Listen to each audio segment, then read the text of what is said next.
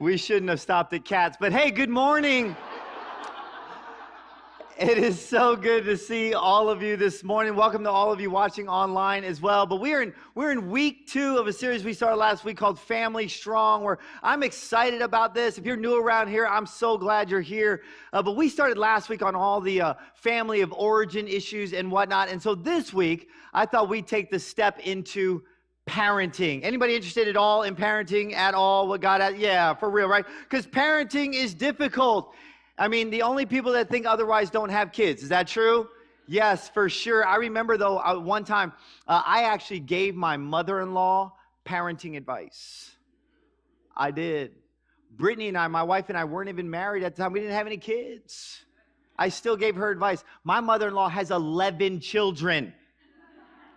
That did not go over well, I can just tell you that. I was taught a lot about humility that day, but we wanted to talk about parenting, and next week, though, we're going to be talking about marriage, and so you're definitely not going to want to miss next week for sure. But look at what it says in Psalm 127. It said, children are a gift from the Lord.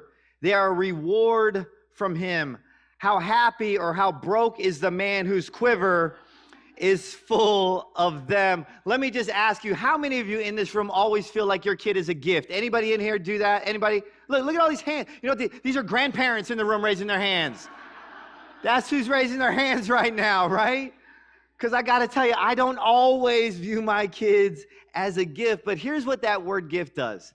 It puts into eternal perspective my responsibility as an adult, right? My job as an adult, where if you're a parent, your calling is extremely important. The challenge is, though, and we all know this, that parenting isn't easy, right? I mean, this stuff is hard, and so the question I want to tackle this morning is this, is what do we want our kids to get, right? What do we want them to realize? What do we want them to understand? Where here's the thing, I think a lot of times that falls in how well we do at communicating, right? Last week, I was at a conference, at a very sunny place because Jesus loves me. And so I was there, and there was the keynote speaker, okay? The keynote speaker is a pastor, and he's a pastor of a church of 48,000 people in Alabama, okay? By the way, that was 48,000 on Labor Day, all right? And so he's kind of like this Christian celebrity kind of guy, which totally sounds like an oxymoron. I get it, like jumbo shrimp, you know what I'm saying? Or like Microsoft Works, like totally just an oxymoron type of a thing. And so I wanted to be cool, right? I'm like, hey, I can just buddy with this guy. I mean, he's a lead pastor. I'm a lead pastor. We're the same, you know? He's got 48,000 people. We've got like 48. You know what I'm saying? Like it's okay, right? And so I had a chance. I walked by him, and since he's from Bama, I just kind of under my, I was like, roll tide. See? Already understanding that Jesus will forgive me in my transgressions for even saying things like that to this individual. But here's what he did. You know what he did? He like rebuked me. He did. He's like, ain't nobody care about the tide, right? He's from Bama. Ain't nobody care about the tide. I'm from LSU. Right then and there, I knew that he was a man of God and I could listen to him, you know? Nobody cares about Alabama and the Crimson Tide. But here's the thing, communication is huge, right? And sometimes if we get that wrong, it can really put us in a whole lot of trouble. It's kind of like these church signs, church reader board signs I found. I love these things. Here's one that I saw. This is from St. Martha's Episcopal Church. We love hurting people, right? Like that could be a problem if you see that. Here's another one, Meth Bible Camp. See, I think that was supposed to be short for Methodist, right? But then rightly and appropriately, it says dead end if you go that way. I'm just saying, like, it is what it is. And then another, this is come join the fun. Look at where it's in front of. It's a cemetery. What you don't see under that, this was actually a sign for Vacation Bible School, right? And so just so we don't pick on churches the whole time, there's one on here. It's speedofart.com, and basically it's a place for, you know, art and graphic art and all that kind of stuff. The problem is when you type this into your URL, it's speedofart.com. You're literally, right? That's unfortunate. It is. But see, here's the thing. I think it can become a whole lot more difficult when we're trying to communicate with those that we are in relationship with, right? Because here's the reality. We don't always get it, right? We don't always get it. Even though we're speaking the same language, that sometimes we're not always speaking the same language. Married people in the room, you agree with me on that? Yes. And here's the thing. I'll prove it to you, right? Women, when they say, hey, honey, you know what? I have nothing to wear. What does that mean? It means she has nothing new to wear, right? But men, when we say, hey, we have nothing to wear, what does that mean? It means we have nothing clean to wear. Like we've smelled it 3 times, it's a biohazard, you can't wear that thing, right? Or you know, when we say, hey honey, you know what, I'm gonna be ready in a minute, that literally means 60 seconds, right? But how many of you know when women say, I'm gonna be ready in a minute, that doesn't mean 60 seconds? It means I'm about to get in the shower, haven't even picked out my clothes yet. You might as well take a seat on the couch and watch HGTV for a little bit. You know, that's what that really, really means, right? And so here's the thing, as humans, right, we not only speak different languages, but we also speak different love languages as well. Where we often don't, if we don't learn our individual family's love language, they can often be left feeling neglected and emotionally bankrupt. Right? And so here's the goal of this message. And by the way, I'm going to be doing a whole lot more teaching today. There's a lot of material that we're going to try to get through. But right off the bat, here's the goal. I think it's in your outline there. But the goal is to have a life-giving relationship with your kids. That when you walk out of here, I want you to have a life-giving relationship with your kids, or at least be on the road to having that.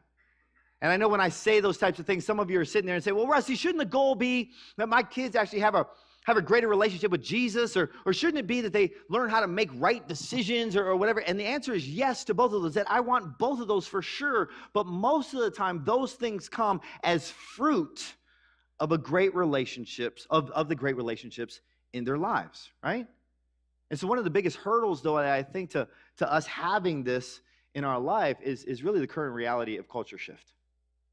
It's a big deal there's a reality of culture shift. And I'm not talking about just the typical generational shifts that happen, but I'm talking about our current cultural shift in our society, especially that's dealing with families that we haven't really seen for the last couple hundred years. This is something that only comes out about after hundreds of years, where I'm not just talking about the issue of marriage, but really the value that's been attributed also to families, right? And I know that there's some people out there that are doomsayers, and they're like, oh yeah, it's totally bad, and it's wrong, and it's never going to get better and all this. And here's the thing, I don't necessarily believe that either, though. Because in the midst of this very real reality, I think we can always rely on this. We can always rely on God's promises don't change. That his promises don't change. In fact, John 16:33, Jesus said this. He says, in this world you will have trouble, but take heart, I have overcome the world. And see, this isn't one of my favorite promises for sure, but I love the last part where basically he's saying that he can overcome whatever might come our way. And so put our trust in him. And so real quick, I want to go through what hasn't changed in our society. And so what hasn't changed? If you want to take notes, pull your note sheet out of your program. Here's what hasn't changed in our society. A lot. A lot has not changed in our society. The first one, write this down. Kids still don't get it, right? That has not changed. Some of you are laughing because you know that has not changed, right? And why? Because they're kids. And I know sometimes we sit there and say, man, it would be so much better if they just acted like adults. But folks, that would be weird, right? Here's the thing that we don't always understand, though, is that we don't, or maybe we just don't know, is our brains actually don't even develop until we're 25 years old.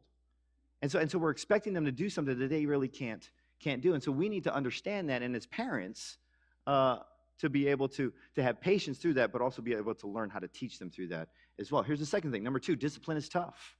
It's tough. And why is it? Because those little sinners are constantly challenging us, right? I know. I get it. Here's the thing. If you want a biblical example of this, by the way, I've been reading in my quiet time, my daily time with the Lord. And by the way, if you don't have one of those, I can tell you this, that you are missing out on a whole lot of depth and fruitfulness in your life, that God has more for you, and it's often found in that time. But in my reading time, I've been going through the book of Numbers. And if you want to see a place, an example of discipline is tough, I mean, basically what you'll find in the book of Numbers is you'll find the Israelites, right? God's chosen people who have seen miracle after miracle after miracle. God continues to perform miracles, provides for them, saves them, all of this. In the midst of that, they still continue to grumble and complain and whine and say miracles can't happen and all of that. And what you'll see is that God has to discipline those that he loves. And it's a tragic story that you read in the book of Numbers. Here's the third one. Temptations are real. Temptations are real. Where we have always tried to operate outside of God's plan, right? In fact, the other day I was talking to a youth pastor, and by the way, every time I talk to a youth pastor, I always feel old. I just do. And so I was talking to him, and he was telling me about the code that middle school and high schoolers use, code that I am not even aware of. I mean, maybe you guys are. Even my first service knew more than I did, because there's this one phrase that students are using called watch Netflix and chill. Oh. Folks, that does not mean watch Netflix and chill. It means a lot more than watch Netflix and chill. And this youth pastor was telling me all about it, and I was like, whoa, are you serious? It's bad, right? And so I said, you know what? Hey, thank you so much for telling me that, because when my daughter gets older, if some guy comes over to her and says, hey, let's watch Netflix and chill, I'm a spiritual guy. I'm going to send him to meet Jesus. Or whoever in his case, I don't know, but hey, don't mess with my baby girl, right? Temptations are real. Here's another, number 4, connection counts. And see, the truth of the matter is that it doesn't really matter what we do as long as we're giving them attention, to be honest. And see again, though, if I'm being honest, I don't always do that great in this area. Originally, when I was thinking about connection counts, I thought to myself, you know what? I'm doing pretty good.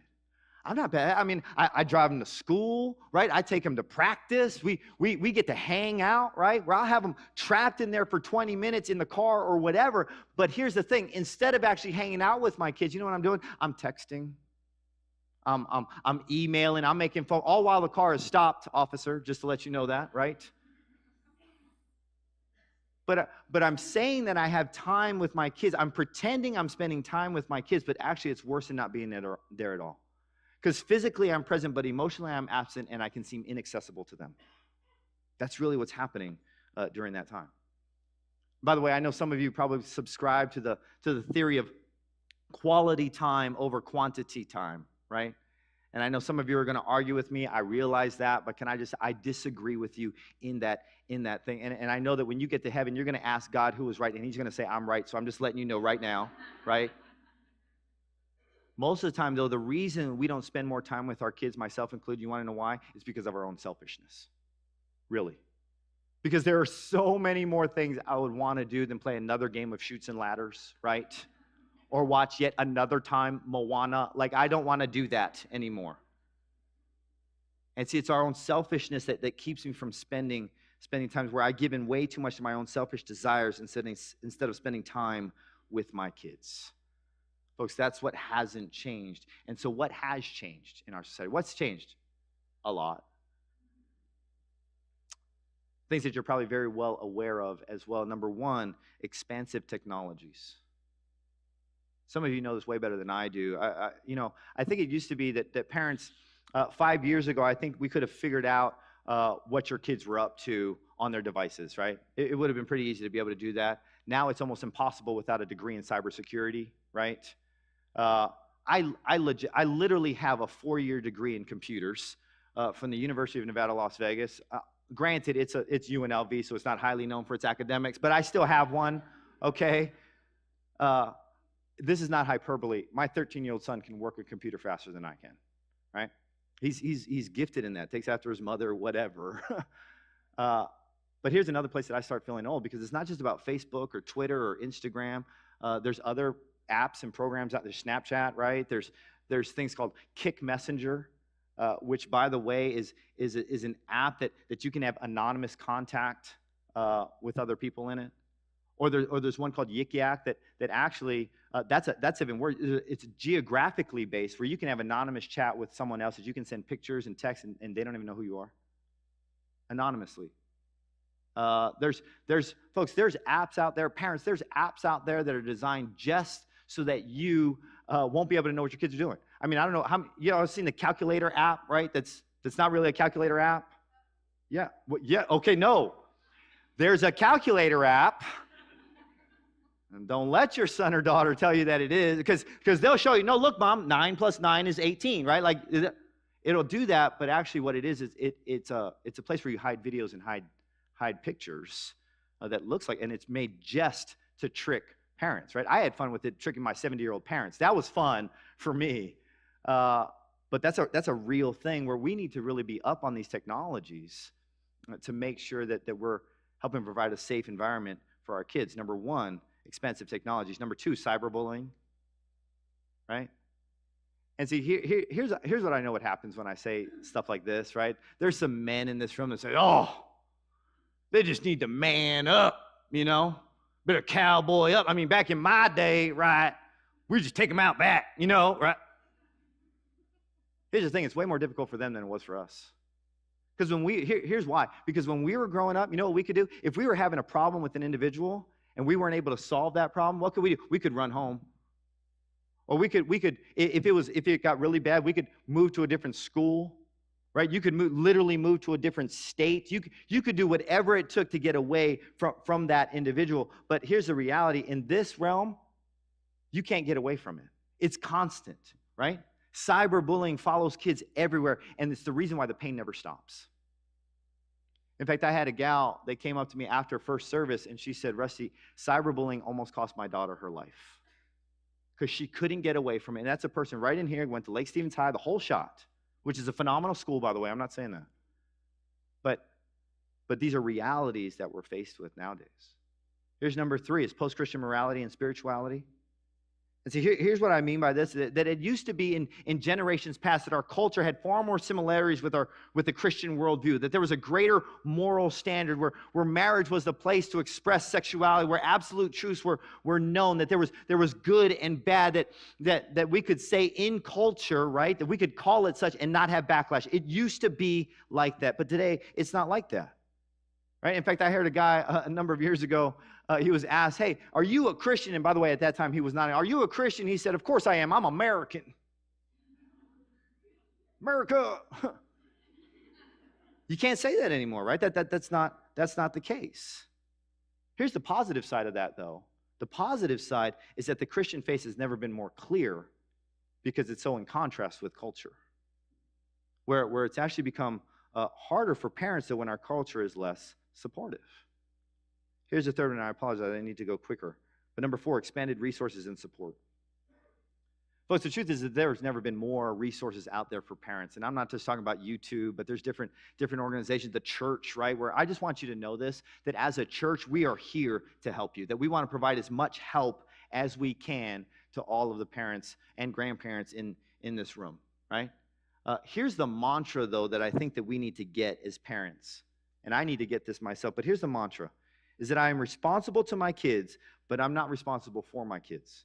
Here's what I mean. That I'm responsible to my kids, but I'm not responsible for their choices, right? I'm responsible to my kids. I'm responsible to love them. I'm responsible to teach them, to protect them, to encourage them, to be there for them. I am responsible to my kids, but I'm not responsible for everything they do in life.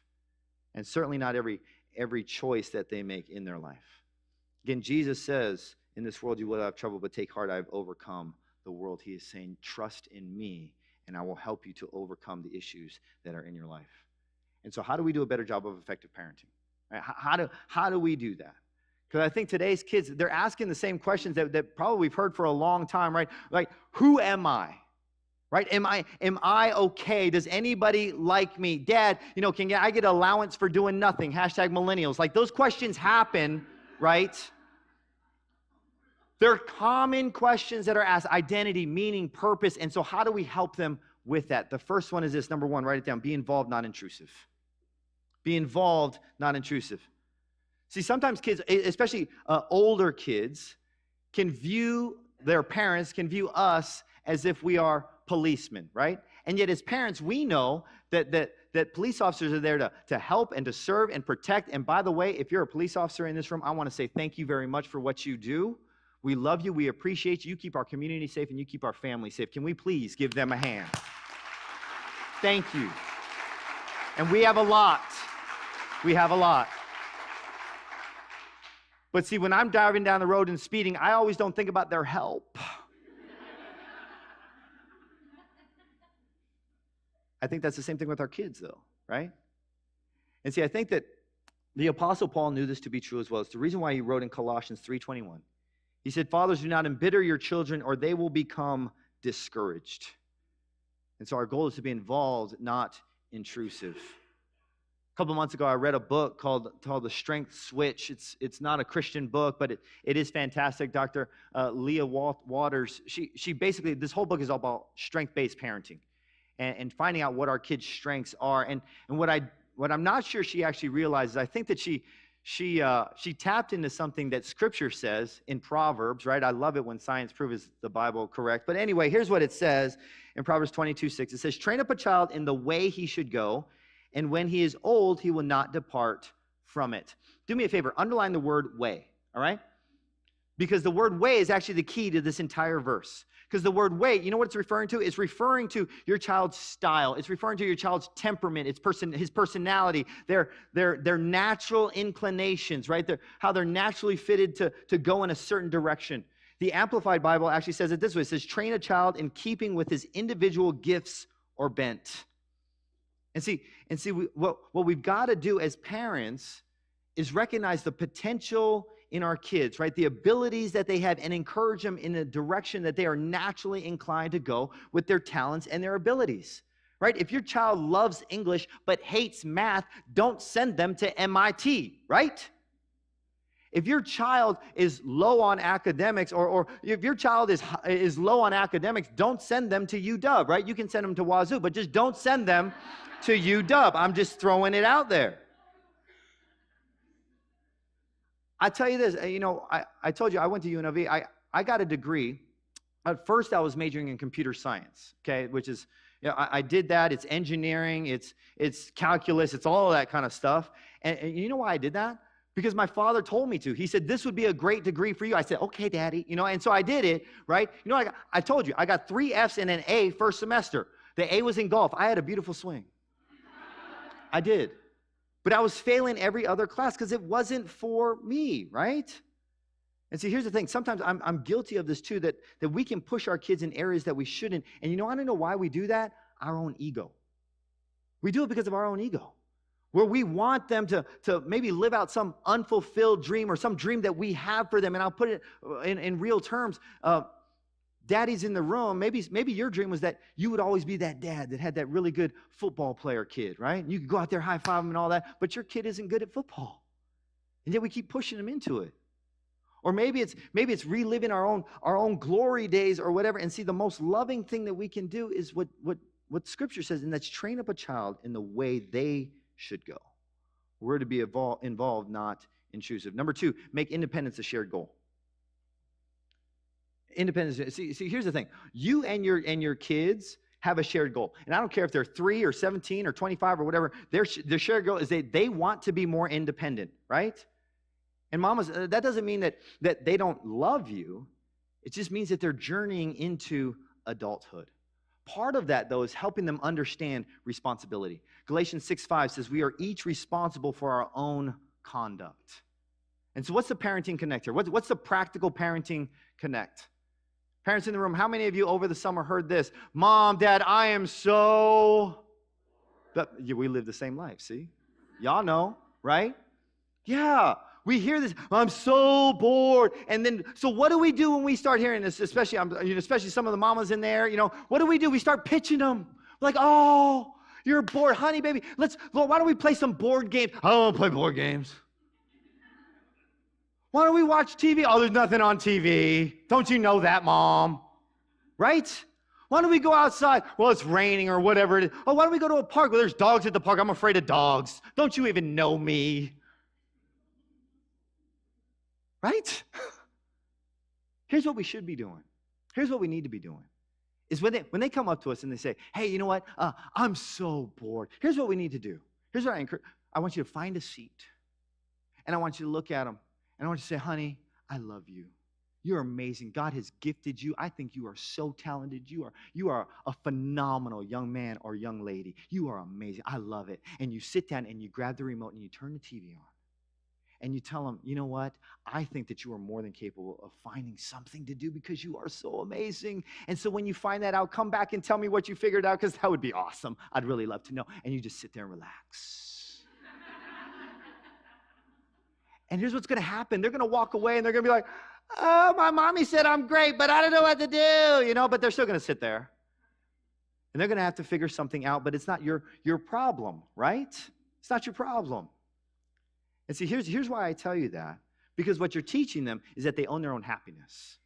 They own their own happiness. And I'll tell you that because what's cute at 2 isn't necessarily cute at 62, right? That when your toddlers are at home and they're sitting, and your little baby girl is sitting there, she's playing with her toes. She's like, oh, this one's Rachel. And that's Susie and Molly. It's not as cute when you're 62 and you got grandpa in the corner, right? That's Fat Tony. Hairy Tommy, right? Like it's not as cute then, right? Yeah. And see, here's why I'm saying that too. Because it's not as cute then, and it's not as cute when a 40-year-old comes home and says, you know what, I'm bored with my life.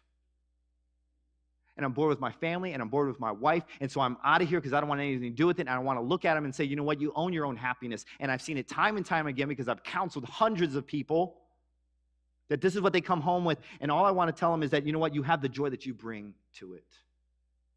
We need to teach our children responsibility. We need to teach them that they own their own happiness. Number 3, and I'm sorry, I have to go quickly, be intentional about how you live. I did youth ministry for a number of years, and I'd have like an angry kid come in or whatever, and I'd make a mental note of that, and I'd say, oh, it must be because, Dad's an angry guy, or, Mom rode in on a broomstick, or whatever, like those things are for real. Sorry. You can email me. It's Doug@LPchurch.com. It's good. Here's my point. Parents are uniquely positioned for long-term influence in their kid's life. You are uniquely positioned for long-term influence in your kid's life. And I talked about it last week, but children have never been very good at listening to their parents, but they've also never failed at imitating them. And so in my household, my kids will imitate a lot of what the fun things I do. Unfortunately, the bad things I do as well, but they'll be like, oh, Daddy, I really love cinnamon rolls, Or I really love In-N-Out or all the other fattening foods that Mama doesn't let you have, but it's good. I love that stuff. In fact, my middle son, he came to me one day, he said, Dad, who do you love more, me or the Los Angeles Lakers? I said, boy, don't make me make difficult decisions. Come on, right? Look at what it says in Ephesians 5:1. It says, be imitators of God, therefore, as dearly loved children. Let me throw out some spiritual questions to you. You can write them down if you want to, but you need to ask yourself this. Do I tell the truth, right? They're imitating you. Do I put God first? Do I put him first in my worship, my finances, my tithe, my service? Do I do all? Do I model Christ, right? Do I give my children a spiritual framework? Do I honor my spouse? By the way, how you treat your spouse is how they will treat their spouse. Men in this room, you need to treat your wives like princesses because that's who they are. God said, I gave you this woman and she is amazing, and your job is to give her back to me even better than I gave her to you. That you're to serve her, and your children will do the same, and you're setting up a household of love for them if you can do that, right? But the truth is that you cannot give your children what you don't have. Galatians chapter 6, verse 7 says, do not be deceived. God cannot be mocked. A man reaps what he sows. And then number 4, enjoy the season you're in. And trust me, I know that is difficult, especially if your kids are at a transition point, right? Because here's what often happens. We often long for a time past, or we long for this time to be past, right? Like, let's get beyond that. One woman was asked, if you had to do it all over again, would you have children? She said, yes, but not the same ones. And I get that too, for sure, right? Here's what I would say. God has you in this season and in this moment for a reason. Do not wish this season away for the next. Don't wish this season away from the next. And I remember being in the same, some of you have young children. Folks, we had 3 kids under 5. I understand. Like, that is not easy. It is hard work. But there's also benefits during that time as well. You know what it is? They don't talk. Ask any parent of a high schooler, would they want that back? Yes, they would say that, right? I'd also say, though, if you have a middle schooler or a high schooler, the trick is invest early in the spiritual lives of your kids. And I don't care how much it costs. I don't care if it costs $1,000, $2,000, $3,000, $10,000. It does not matter to me. And you know what? Here's the thing. That's not even me saying that. That's the other families, the dozens and dozens that I've talked to that have grown children or high school children or whatever it may be, college children, that have said, I would pay anything to have a better relationship with them. Or I would pay anything for them to be able to love Jesus right now. It doesn't matter what it costs. Invest in their spirituality. And so here's the thing. Part of the reason why sometimes our teenagers rebel is because they're trying to get their independence, right? And this is coming from a place of learning for me, because my oldest is just entering into that teenage time. But I'm learning to say this. I'm learning to say, son, you and I are on the same team. Right? Where I know you want to be independent and I want you to be more independent. But here's the thing. I'm not like the police officer who's trying to catch you and doing something wrong, but I am like the police officer who would sacrifice my life to protect you. And my son and my children are starting to get that. They're starting to understand that Daddy's for them. Daddy is with them. Yes, there's discipline, but I am your biggest fan as well. There's my favorite verse in the Bible in dealing with families is found in the book of Joshua. It says this in Joshua 24, and most of you know it. It says this, for me and my household, we will serve the Lord. And here's the thing. As a husband and as a father, I want this to be true as a family. And as your pastor, I want this to be true of your families. That I want us to be able to walk out of here and say, this is going to be our mantra, right? So here's what I want us to do. If you're willing to do this, I want us to all read this out loud together. And around here, we do that with our outside voices, okay? And so don't leave me hanging like you usually do. So here we go. So ready, go. As for me and my household, we will serve the Lord. Folks, that is my prayer. That is my prayer for your family. That is my prayer for our church. That we would be a body, that we would be a group of people, a family that leads our family well in the ways of Jesus. Joshua, the writer of these words, what's great about this is he believed this so much in his life, and he instilled this in his household. And for the next 14 generations, his family were priests. And they lived life saying to the Lord, you know what, I'm going to honor and I'm going to serve you. And I think about that and I say, man, I hope that my children's children, right, those studly Gerharts that are going to come down the road will say the same thing, that as for me and my household, we will serve the Lord. Here's what I also know, that there are people in this room that are also in pain, that this is not true as of right now, that maybe your house is dealing with some conflict, and maybe there's some issues. But I do know that God has more for us. And I do rest in God's promises that he has plans for you and a future for you, that he can take bad and turn it into good as long as we put him first in our life. And so my prayer for us this morning is that we do that. Will you pray with me? God, I thank you for your love. I thank you, God, that you are for us. And so, Father, I pray for each and every single family that's represented in this room. I pray, God, that we can put these things into practice. But, Lord, I pray, Holy Spirit, that you would flow in that household, that you would be able to bring up love in that household, that we'd be able to rest on you. And God, I know that this can be difficult and it can be challenging. But I also know, Lord, that everything in our life is also made for us to be able to take some sandpaper and rub off some of those rough edges in our own life so that we can become more and more like you, Jesus. And so, Father, continue to give us that perspective that when these difficulties arrive in our life and in our household, Lord, that we'd be able to say, okay, God, rub off those rough edges so I can be more of an imitator of God and I can lead my family well. Lord, we love you this morning in Jesus' name. Amen. Well, hey, thank you so much for joining us this morning. At this time, we're going to pass out some buckets. If you have a connection card that you filled out, drop that in the bucket. If this is your first time with us, take that connection card out to the Welcome Center in the lobby. We have a free gift for you that we love to give you.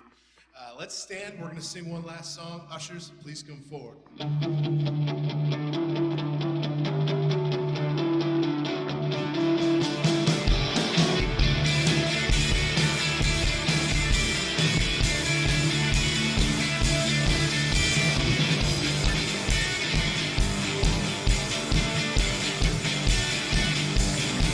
Like a rolling stone, like